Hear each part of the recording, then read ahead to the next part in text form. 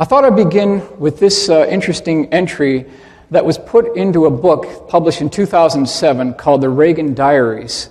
And here on page 334, this is Reagan speaking to.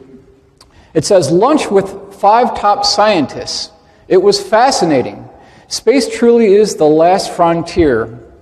And some of the developments there in astronomy are like science fiction, except they are real. I learned that our shuttle capacity is such that we could orbit 300 people.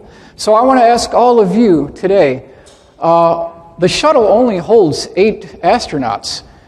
How does Reagan get this 300 people going into this shuttle system? How could this possibly be true?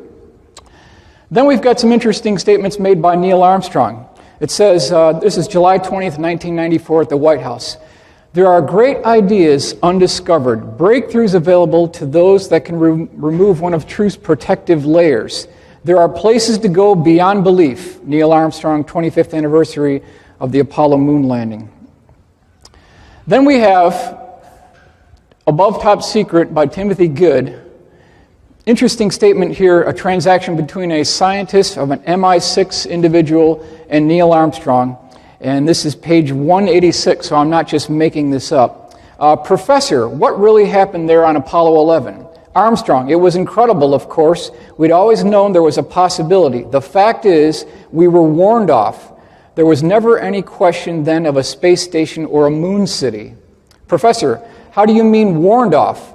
Armstrong, I can't go into details except to say that their ships were far superior to ours, both in size and technology. Boy, they were big and menacing. No, there is no question of a space station. So, again, this is page 186 of Timothy Good's Above Top Secret.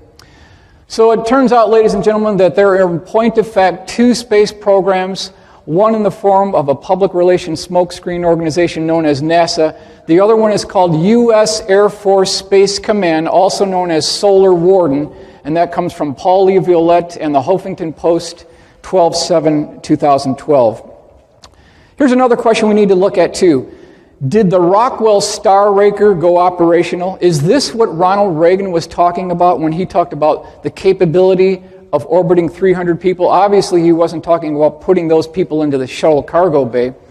This was a proposal for a 1979 single stage to orbit, high-lift wing orbital launch vehicle, 310-foot length, 360-foot wingspan, capacity of 200,000 pounds for the cargo, and it was powered by 10 high-bypass turbofan ramjets, 3 liquid oxygen and liquid hydrogen rocket engines. So this could have been something that we as the general public were never clued in on, but Reagan may have actually been given a briefing.